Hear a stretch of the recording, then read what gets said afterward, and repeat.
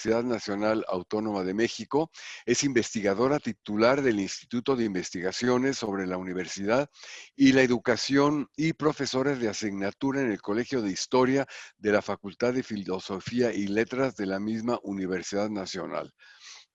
Especialista en historia de las instituciones educativas en Hispanoamérica e historia política y social de la Iglesia en los siglos XVI y XVII. Fíjate que leyendo tu currículum se me ha ocurrido ahorita, deberíamos de elaborar uno de historia comparativa con América Latina, por lo menos Perú, Colombia, Venezuela, no sé, podría ser interesante, yo creo, ¿no? Claro. Ver esta perspectiva. Y entre sus libros de autor más reciente presentamos La Iglesia del Rey, el Patronato Indiano y el libro de la Gobernación Espiritual, publicado recientemente en el 2021. Otro más, Guía para Tesistas, Orientaciones para la presentación de trabajos de investigación histórica, también muy reciente.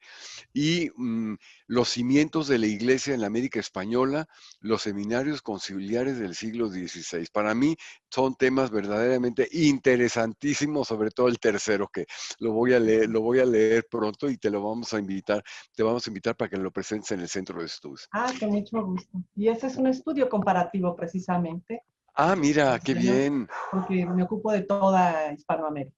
Ay, perfecto. Uy, qué bueno, me va a dar mucho gusto leerte, ¿eh?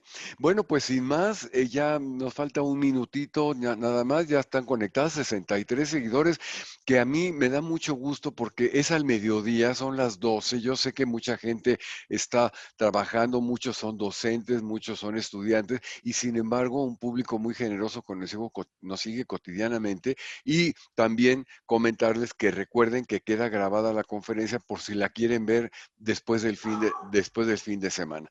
Te saluda mi Lola, ahorita la voy a callar, pero bueno, te damos la palabra inmediatamente. Adelante, Leticia, muchas gracias, ¿no? A ti, muchas gracias. Bueno, pues muy buenas tardes a todos. Antes de iniciar, pues quisiera agradecer al Centro de Estudios de Historia de México y a su director, Manuel Ramos, por haberme invitado a estas videoconferencias. Y por supuesto, pues a todos ustedes que ahora me escuchan. Como ya se ha dicho, como ya saben, mi charla será sobre el Regio Patronato Indiano. Se trata de una muy breve exposición sobre su origen, sus características y dos de sus principales momentos. El Regio Patronato en Indias fue un contrato que determinaría pues, las relaciones entre la Iglesia y los monarcas españoles durante casi 300 años. No obstante ser un contrato, muchos de quienes lo estudiaron desde finales del siglo XIX y hasta los años 50 y 60 del siglo XX, lo entendieron tan solo como una concesión papal brindada a los reyes que fue acompañada de la orden de evangelizar a los naturales de las tierras recién descubiertas. Visto así, el patronato, pues aquellos autores insistieron en la idea de que con el paso del tiempo los monarcas se habían ido adjudicando nuevos y mayores privilegios, sobrepasando los derechos patronales que les había concedido el papado en una primera instancia. Por ello, en sus escritos, pues estos autores suelen hablar de interpretaciones excesivas del patronato por parte de los reyes, de transgresiones a los derechos de la Iglesia y de intervención en general del poder civil en la organización y la libertad de la Iglesia americana. Actualmente, pues ya son pocos los autores que insisten en esas ideas, pues se tiene claro que en la América de los siglos XVI al XVIII no se concebía una separación entre el poder civil por un lado y el eclesiástico por el otro, sino que se consideraba que existían dos órdenes de gobierno, el temporal y el espiritual, sobre los que se apoyaba la monarquía católica, la cual había hecho propios los principios y la doctrina de la Iglesia. En ese sentido, pues sería equívoco hablar de confrontaciones entre Iglesia y Estado durante la época colonial, puesto que la Iglesia indiana había llegado a considerarse parte del gobierno monárquico, es decir, la Iglesia no era en América otra instancia de autoridad ajena o separada de la corona. Aunque, pues por supuesto, existían tensiones entre los representantes de los poderes espirituales y temporales, entre obispos y virreyes, a fin de cuentas estos eran funcionarios de un mismo rey. Así, las preguntas de los estudiosos del periodo han cambiado. Ahora se suelen cuestionar sobre cuáles eran las características del poder monárquico, qué función cumplieron la Iglesia y la religión en el desenvolvimiento de la autoridad de ese poder, o cuáles fueron los alcances de este en la sociedad y cómo se representaba ante ella, etc. Por lo mismo, al estudiar el patronato, creo yo que importa señalar cómo es que éste contribuyó al fortalecimiento de la monarquía católica. Lejos de ser una dádiva, como decía al principio, el patronato eclesiástico era un contrato oneroso, es decir, que tenía un costo. Este contrato se establecía entre la Iglesia y una o varias personas quienes se comprometían a fundar, edificar a sus expensas o dotar de lo necesario para su sostenimiento a una determinada institución eclesiástica. Originalmente, los contratos patronales se establecían en torno a parroquias y pequeños establecimientos religiosos, como, no sé, altares, capillas, oratorios, ermitas, santuarios, casas de recogimiento, por supuesto, colegios u hospitales. Y entonces, cuando alguien fundaba una de estas instituciones, aportando el solar que ocuparía, dando el capital necesario para su construcción y mantenimiento o para sostener al rector que se haría cargo de esa institución, pues obtenía a cambio ciertos beneficios.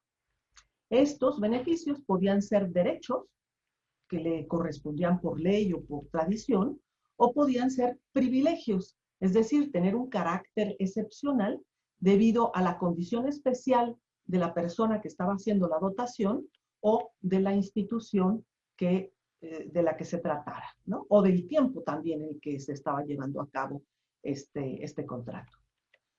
Entre estos derechos podían estar el contar con un lugar de entierro, ahí cerca de la institución, el que se dijeran misas por su alma en determinadas fechas, el supervisar la fundación de la institución que dotaba, el vigilar el uso que se hacía de ese dinero aportado por el patrono, dictar estatutos para su organización y entre otras prerrogativas, no siempre, pero podía estar el derecho de presentación.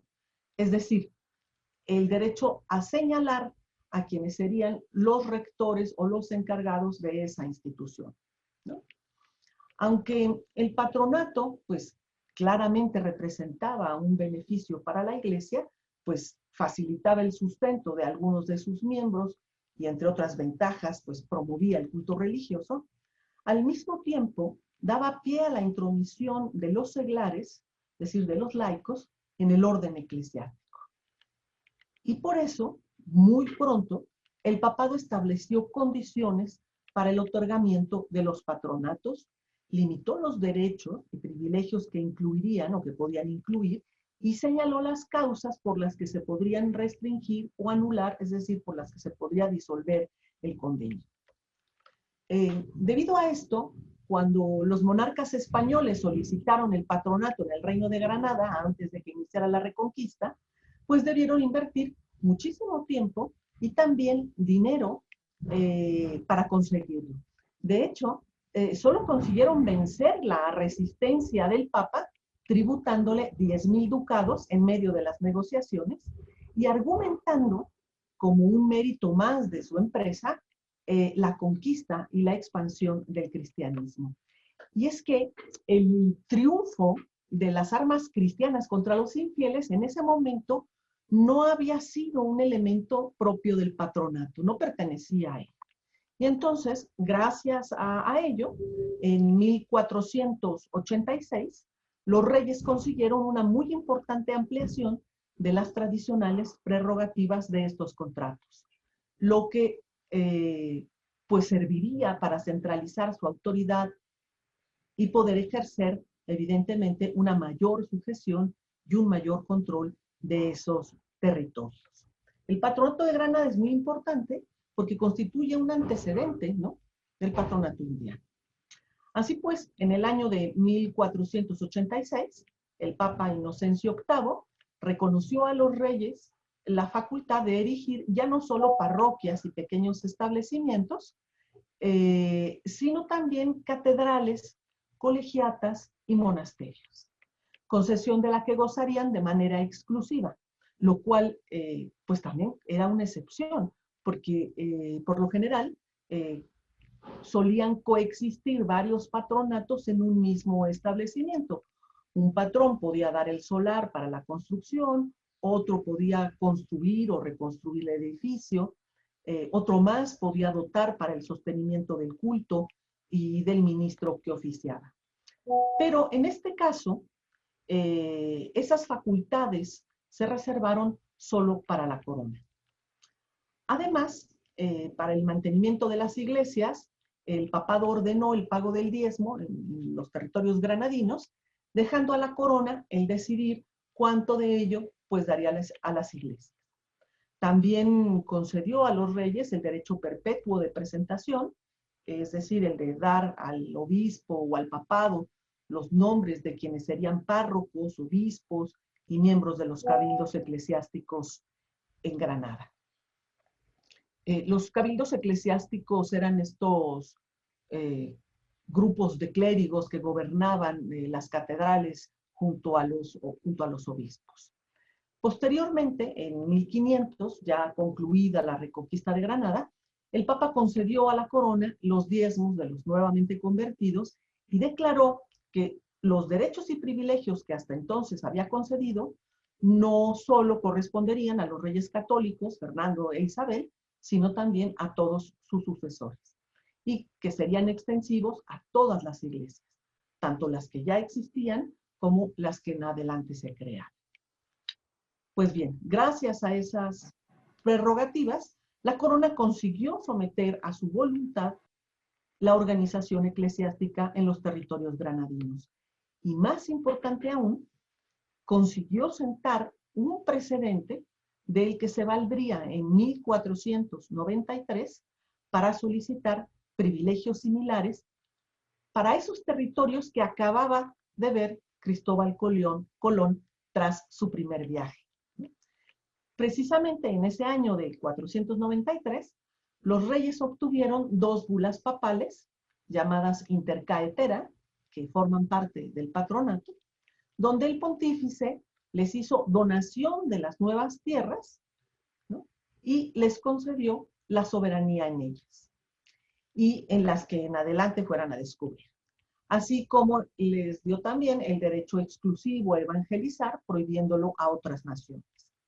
De ahí que, por ejemplo, en el documento que se ordenó leer a los indios durante la conquista, el requerimiento, ¿no?, se dijera que ellos, que los indios, estaban obligados a servir a los reyes, a obedecerles como súbditos y vasallos y a recibir a todos los religiosos que se les enviaran para enseñarles la fe y para convertirse en cristianos, porque así lo había ordenado el sucesor de San Pedro, quien tenía todo el mundo por su reino, su señorío, y estaba bajo su jurisdicción.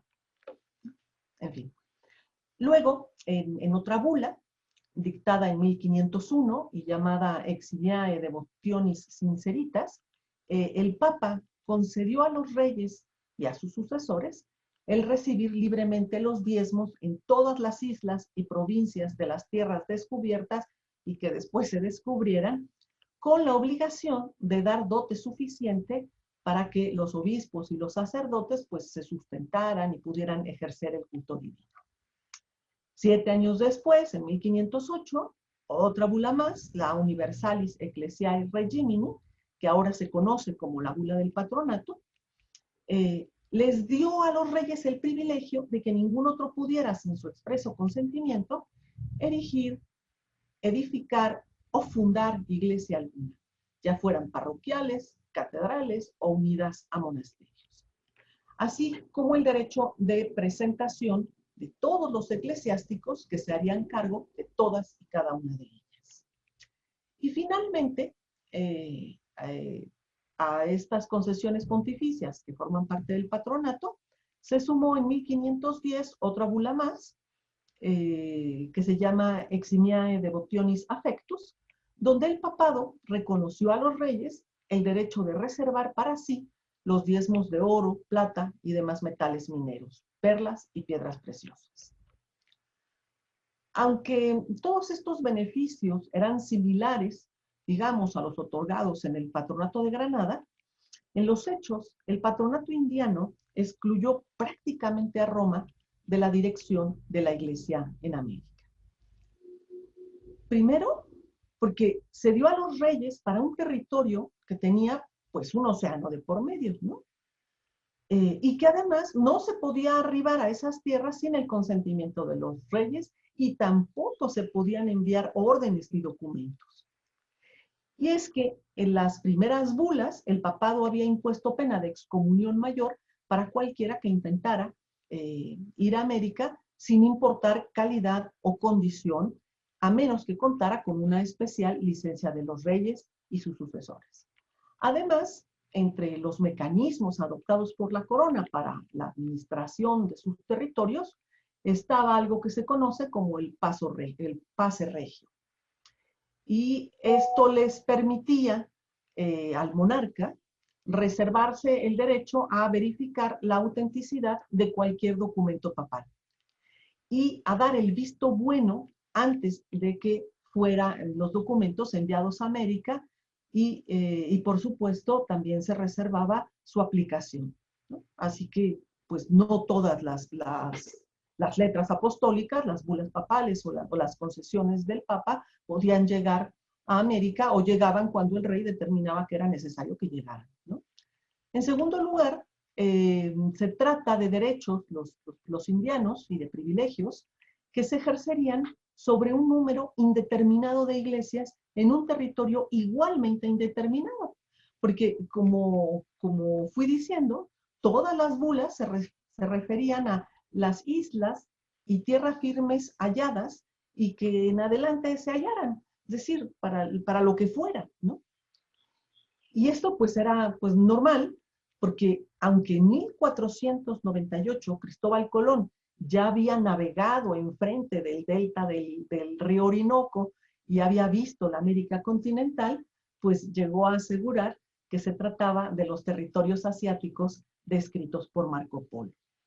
De hecho, no fue sino hasta 1513 cuando el rey entusiasmado escribió a Roma para decirle al Papa que estaban casi seguros, pero solamente seguros, casi, de que lo visto hasta entonces, es decir, las costas del Caribe venezolano, colombiano y panameño, eran tierra firme y no otra isla.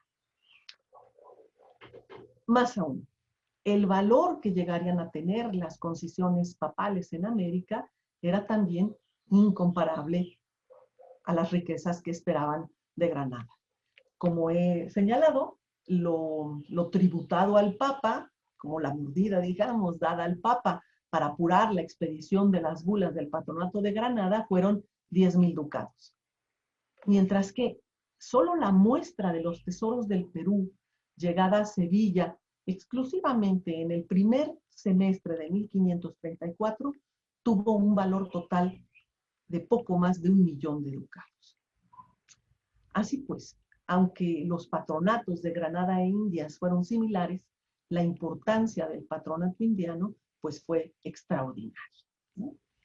Debido a ello, el principal interesado en poner en claro el conjunto de privilegios y derechos que se habían convenido en estos distintos documentos papales y en distintos tiempos, pues fue el mismo rey, quien llegó a establecer las condiciones para la custodia de esos privilegios y derechos y para su aplicación. Y esto, pues, se hizo necesario muy pronto, apenas en la segunda mitad del siglo XVI, durante el reinado de Felipe II. Este monarca inició hacia 1568 una serie de reformas administrativas, políticas y económicas para conseguir un mayor control y una mejor administración de sus territorios y riquezas americanas. En parte, bueno, pues porque había recibido un imperio en bancarrota, había heredado un imperio en bancarrota, pero también fue una motivación de esas reformas el que a raíz de la conclusión del Concilio de Trento en 1563, hace apenas algunos años, se hubiera incrementado de forma muy importante la autoridad política del papado y el que éste hubiera empezado a ver a la evangelización con un nuevo celo, como un deber personal propio del pontífice y una función esencialmente espiritual. Por ejemplo, en base a estas creencias, Pío V fundó en 1568 una congregación de cardenales para cuidar de la conversión de los infieles. Ello, pues, con el objeto de conducir la aplicación de las normas tridentinas en los territorios de misión. Para el caso particular de América, el Papa decidió pronto enviar a un nuncio apostólico, esto es una especie de embajador romano, que se encargaría de atender los problemas eclesiásticos entre la población indígena.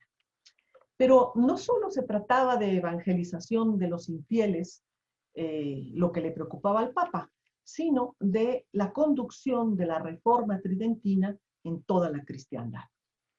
De hecho, una vez que se concluyó Trento, el concilio ecuménico, el Papa decretó que nadie, sin la publicación de Roma, podía publicar comentarios o resolver dudas sobre el ordenado en el concilio, ni siquiera para facilitar su cumplimiento.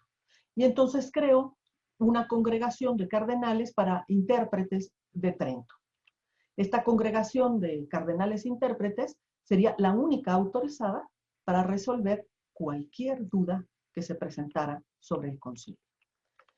Evidentemente, pues tales disposiciones y proyectos pues no fueron del agrado ni fueron aceptados por el rey, pues porque afectaban de manera directa su patronato en América. De ahí que para tener pleno control de la Iglesia americana, pues Felipe II se diera la tarea de declarar cuáles eran exactamente sus derechos y privilegios patronales y cómo se iban a custodiar y ejercer. Es decir, que estableció reglas claras para el funcionamiento de la Iglesia en sus territorios, con independencia de los intereses papales, aunque sin romper definitivamente con ellos. Esto porque, aunque el rey no aceptara las reformas del papado, porque le perjudicaban, no se trataba de una lucha en contra de la Iglesia. Un ejemplo de esto es una carta que escribe Felipe II en septiembre de 1565, donde manifiesta su interés por el Concilio de Trento y por su fiel aplicación. Decía que él era campeón de la fe católica contra las herejías y defensor de la Iglesia, tanto en lo particular de cada provincia como en lo universal de la religión católica. En esta carta decía Felipe II que había procurado no solo conservar y sostener en sus reinos, estados y señoríos la verdadera, pura y perfecta religión y la unión de la Iglesia católica y la obediencia de la Santa Sede Apostólica, sino que también había cuidado de lo que toca a las otras provincias y reinos de la cristiandad, imponiendo como remedio su reducción y unión a la Santa Madre Iglesia. Así pues, la negativa del rey a las iniciativas del Papa, pues no significaba que estuviera en contra de la Iglesia, sino que esas iniciativas amenazaban su autoridad y sus derechos patronales. Precisamente para la defensa de estos, en torno a 1570, se elaboró una cédula real que hoy se conoce como la Ordenanza del Patronato. Aunque se llama así, en esta cédula no se condensaban todos los derechos y privilegios patronales, sino que se centraba casi exclusivamente en el derecho de presentación. porque este constituía una de las armas más poderosas para la conservación de los territorios conquistados y para el fomento de la autoridad del rey. Ello porque el derecho de presentación le daba la facultad al rey de nombrar a todos y cada uno de los eclesiásticos de América. Desde el párroco encargado de un pequeño curato en lo más remoto de los asentamientos españoles en Chile, ¿no?, hasta el arzobispo de cualquiera de las catedrales metropolitanas de América. Con lo cual, pues la corona estaba asegurando la sumisión y el servicio de miles de individuos y de sus familias, ¿no?, a cambio del favor que recibían cuando el rey les daba esos cargos. O si no se los daba, pues ante la esperanza de que en algún momento los conseguirían de su mano, ¿no? A la vez, ese derecho de presentación le facilitaba al rey el control político del territorio y sus habitantes. Porque aquellos que nombraba se convertían en directores del orden social. Porque claro, las iglesias cumplen esa función, ¿no? Finalmente, ese derecho de presentación hacía que la iglesia indiana pues ya no solo encarnara la autoridad de Cristo, ¿no?, sino también la potestad de la corona española. Dada pues la importancia del derecho de presentación y luego la puntual definición que de él hizo el rey en fechas tan tempranas, porque estamos hablando de 1570, ¿no?, y la cédula de patronato llega, digamos, a Nueva España en 1574, ¿no? Entonces, la definición puntual y el arribo de esa ordenanza del Patronato América, pues hizo que muchos autores consideraran que eso era el patronato, que el derecho de presentación equivalía al patronato. Aunque, como vimos, pues no, el patronato incluía muchos otros derechos y privilegios que se habían concedido en las bulas papales, como el de evangelizar, ¿no?, o el de recibir libremente los diezmos para que el rey se ayudara a la propagación de la fe en las tierras recién descubiertas. Es posible que la falta de definición puntual de las otras derechos patronales por parte de Felipe II obedeciera a que no se deseaba insistir en la figura del Papa como origen de las prerrogativas o derechos del rey.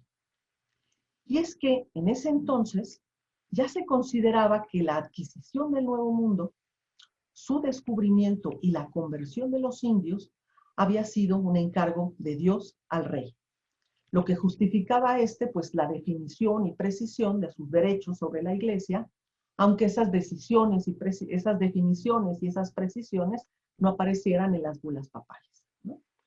A fin de cuentas, si bien el rey reconocía que el Papa era vicario de Cristo, sin embargo, ya no consideraba que los derechos y privilegios de los que él gozaba en América derivaran exclusivamente de las concesiones papales.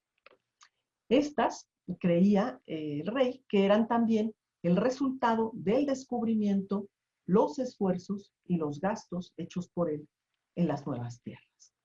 Dice al principio de la ordenanza del patronato, escribe Felipe II, dice: el patronazgo eclesiástico nos pertenece en todo el estado de las Indias, así por haberse descubierto y adquirido aquel nuevo orbe, y edificado en él y dotado las iglesias y monasterios a nuestra costa y de los reyes católicos nuestros antecesores, como por habérsenos concedido por bulas de los sumos pontífices. Es decir, las bulas estaban después de los esfuerzos que habían hecho los mismos reyes y del dinero que habían invertido en América.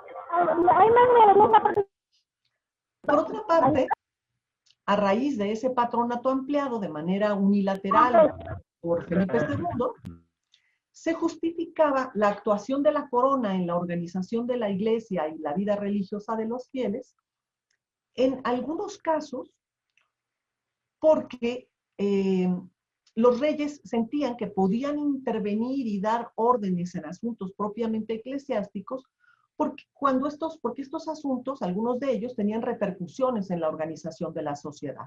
Y por tanto, se consideraba que no solo eran de naturaleza eclesiástica, sino que también caían dentro de la jurisdicción temporal.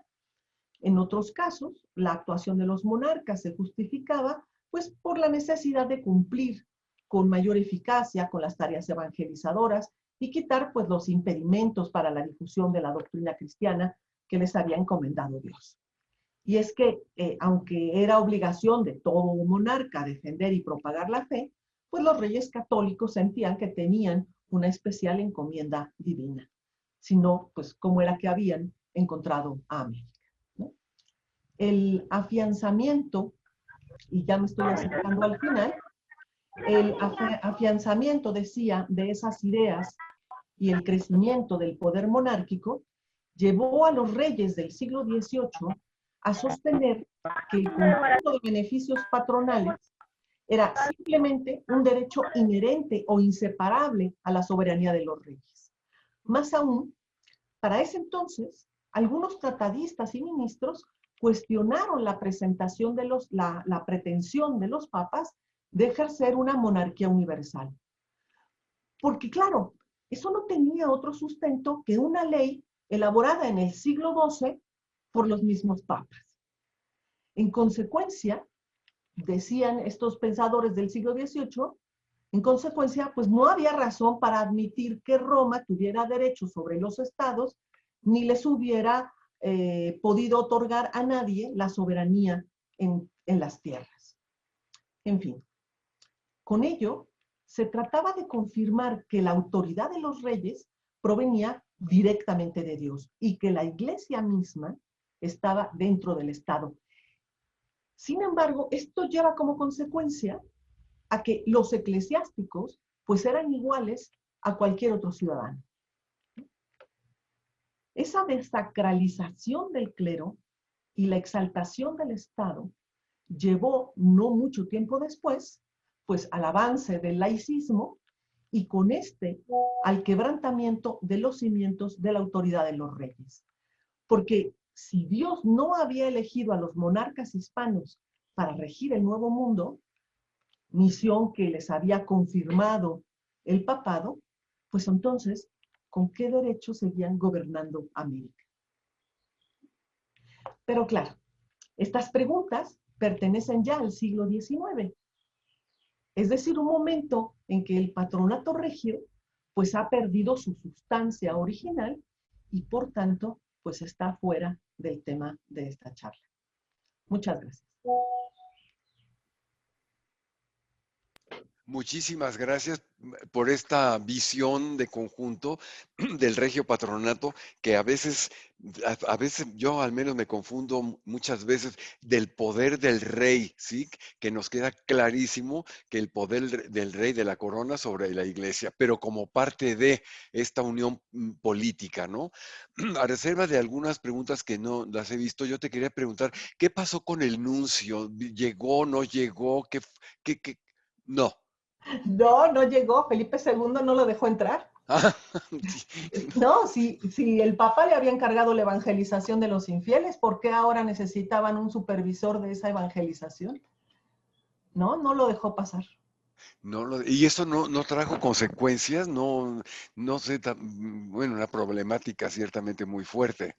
Sí, o sea, tenía pues rencillas políticas, evidentemente, pero para el papado Felipe II pues era el gran defensor de la cristiandad y entonces pues estas diferencias de opiniones en cuanto a cuál era la misión del rey en América y cuál debía ser la del papado, pues nunca sobrepasaban ciertos límites prudentes y de cortesía, ¿no? Porque a ninguno de los dos convenía, y especialmente al papa, ¿no? Claro, claro. Por ahí tienes una pregunta de Duruti Jesús de Alba. ¿Tuvo algo que ver el Regio Patronato con la implementación de los seminarios prescritos por el Concilio Tridentino? Sí, tuvo mucho, mucho que ver. Ujú. El rey se hizo patrono de todos los seminarios tridentinos en América y pues porque se trataba finalmente de instituciones de carácter religioso que iban destinadas a la formación de nuevos clérigos, pero también porque pues estos seminarios permitían el fortalecimiento de ciudades, permitieron el fortalecimiento de los obispos, y entonces el rey pues sí quería tener la última palabra en cómo se iban a organizar, cómo se iban a pagar, cómo se iban a gobernar internamente, ¿no? Para no quedar fuera del juego y que los obispos crecieran de más, ¿no? Amparados con estas instituciones. Ya. Dice Eloísa Ramírez, qué interesante, ¿se puede decir que esto llevó a las guerras de independencia? Claro. Ajá, claro, Claro, cuando ya. los reyes, cuando el laicismo avanza y los reyes se vuelcan sobre sus derechos y los intentan exigir cada vez más, pues empiezan a lesionar los intereses del clero, del conjunto del clero. Por eso no es gratuito que muchos de los líderes insurgentes pues hayan sido clérigos, ¿no? Claro, y la inconformidad de muchos de ellos, ¿no? Frente a esas decisiones.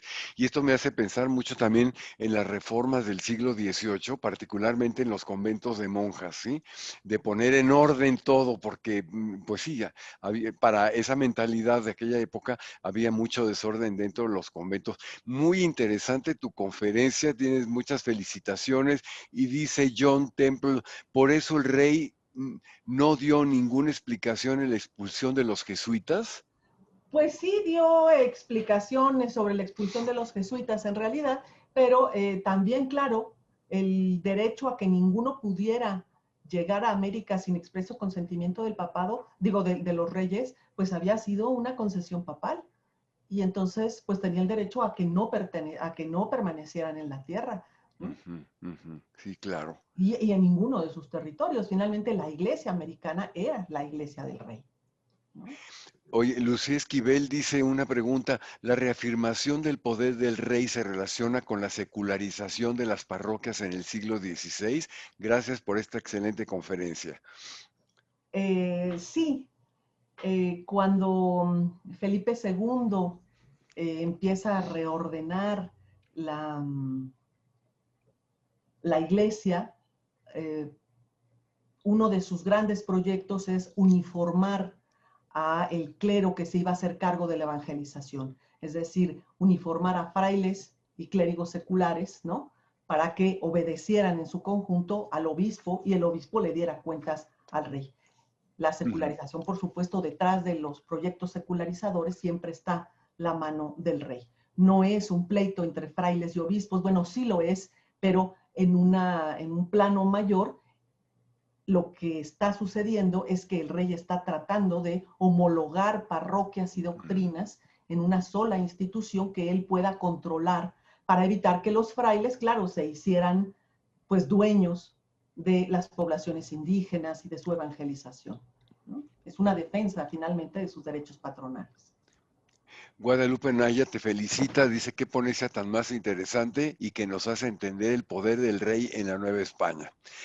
Leopoldo López dice, si el laicismo avanza, ¿por qué durante la primera mitad del siglo XIX los gobiernos mexicanos insistieron en un patronato mexicano? Por otro lado, la teoría vicarilista sería una hipertrofia del patronato. Gracias por esta conferencia. Bueno, los gobiernos insisten en el patronato y quieren negociar con Roma que se los dé, pues porque el patronato es una ventaja política sobre la iglesia y permite su control, ¿no? Y entonces, pues claro, los gobiernos republicanos tienen el interés de mantener bajo control a toda esa población que está dentro de iglesias, ¿no? Dentro de las iglesias y a cargo de las parroquias, de los obispos, y entonces, pues están interesados como en resucitar, ¿no? El patronato o al menos algunos de los derechos patronales, ¿no? Para tener un Estado más homogéneo y fuerte, porque finalmente, pues el patronato lo que permitía a los monarcas o a los gobernantes, ya fueran reyes o autoridades civiles, pues era controlar la tierra, ¿no? Sí. Yo no he querido hablar de las teorías vicariales porque de manera tradicional el patronato se ha dividido por siglos. Entonces se dice que durante el siglo XVI estaba el patronato, durante el XVII el vicariato y durante el XVIII el regalismo. Pero estas son parte de esas definiciones clásicas, convencionales, y no me he querido referir a ellas. Cuando Felipe II se considera a sí mismo vicario de Cristo en sus territorios, pues está haciendo una especie de patronato ampliado, que eso es lo que sería el vicariato, ¿no? Pero los autores tradicionales ciñen el vicariato al siglo XVII. Pero es que en realidad empieza muy temprano, en 1568, antes del 68, el rey está queriendo hacer, desdibujar, digamos, un poco, la figura del papado para él erigirse como vicario de Cristo en sus territorios, ¿no? Entonces, no corresponde al siglo X-XVII, sino que se gesta muy, muy temprano, ¿no?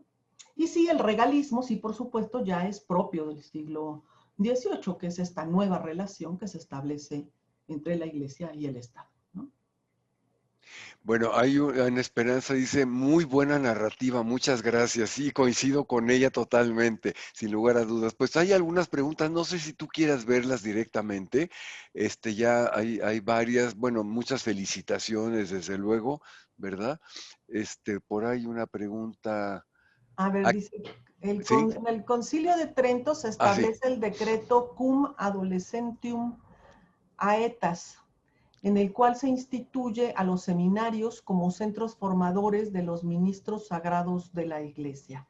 Excelente ponencia. Ujú. Muchas gracias, pero no solamente se establecen los seminarios para la formación de ministros eclesiásticos, tienen muchas otras funciones los seminarios, pero por supuesto, muchas gracias. Sí. Yo te quería preguntar, entonces, ¿no había una comunicación directa con Roma de algunos arzobispos, obispos? Mm, Sí la hubo. sí, Palafox le escribió al Papa, sí. Ujú, Mogrovejo también le ujú, mandó allí ujú, unas cartas al Papa, este, eh, pero en realidad era raro, ¿no? Y era como excepcional. Se conocen de manera puntual. De hecho, cuando el Papa, en uno de estos intentos por fortalecer su autoridad, eh, ordena las visitas ad limina, ujú, y que son estas visitas que debían hacer los obispos de sus diócesis para rendirle cuentas de cómo estaban funcionando. Y entonces, pues el rey no las promueve, pero tampoco las niega, pero cuando empiezan a hacer los informes de sus visitas los obispos, el rey les dice, sí, pero van a llegar a Roma por mi conducto. Es ujú, decir, vienen claro. aquí primero y yo las mando a Roma. Eso implicaba pues no saber cuándo iban a llegar, en qué momento político preciso y demás, ¿no? Es decir, estaba muy controlada la comunicación. Había por ahí bulas que se metieron subrepticiamente a América, pero claro, no, el rey no les concedía valor, ¿no?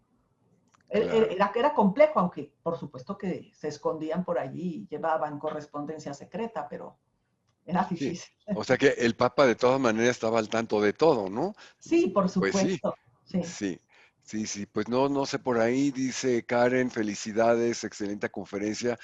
Qué atinado es comenzar este ciclo Estado-Iglesia con el tema del Regio Patronato. Sin lugar a dudas, ¿eh? Sin lugar a dudas, sí. Bueno, más felicitaciones. Por ahí hay otra de Laura, no, de Lucía Esquivel. ¿La reforma protestante afectó o influyó en el contenido del patronato indiano? Eh, Yo creo que lo fortaleció al patronato. No sé si haya influido de manera directa, pero sí que lo fortaleció, porque, insisto, el papado necesitaba un apoyo Ujú, de parte de los monarcas y en estos momentos en que la iglesia se encuentra como en crisis, y entonces, o que la autoridad del papado se encuentra en crisis, y entonces, pues se acerca más al emperador para que éste le ayude a combatir a los protestantes. Entonces, sí que creo que eso favoreció, digamos, las concesiones que se hicieron al papa, a los reyes, ¿no? Por parte del papa. No, de momento no se me ocurre de qué otra forma podría haber participado, pero pues como decía Felipe II, él era el campeón de la iglesia y en él se había apoyado el Papa para contener las nuevas ideas eh, luteranas, ¿no? O calvinistas, qué sé yo.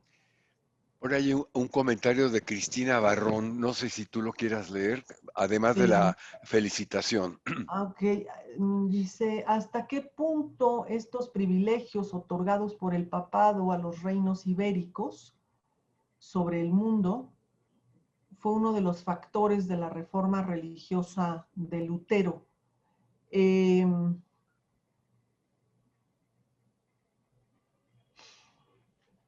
Pues no tengo conocimiento de que específicamente Lutero haya criticado estas concesiones o estas ideas de dominio del Papa sobre el mundo, y menos el patronato en particular, pero supongo que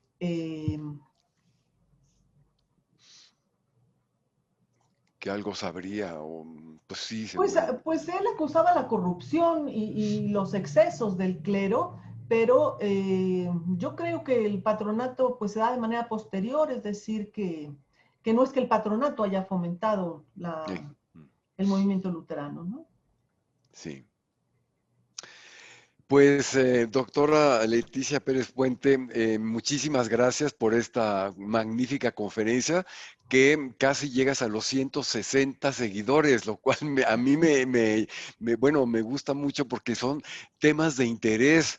A veces al centro de estudio dice, es que ustedes tocan mucha historia de la iglesia, sí, les digo, pues sí, porque pues hay tantos archivos sobre ese tema que pues para darlos a conocer, para fomentar un poco la difusión de la historia y bueno, pues el hecho es el éxito que a esta hora hayamos tenido tanta audiencia, cosa que les agradecemos enormemente.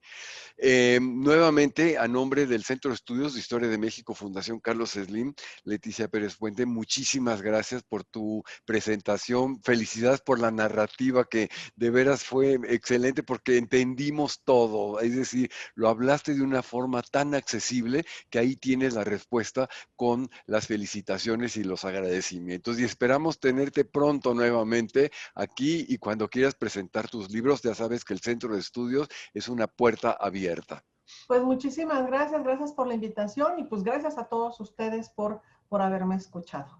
Y Bueno, seguramente nos seguirán de la misma manera en todo el ciclo que nos hace entender en última instancia la historia de México, ¿verdad? gracias. Muchas gracias. Hasta pronto. Hasta pronto, chao, Hasta la chao. semana entrante. Hasta Muchas la semana gracias. entrante. Gracias. Hasta luego.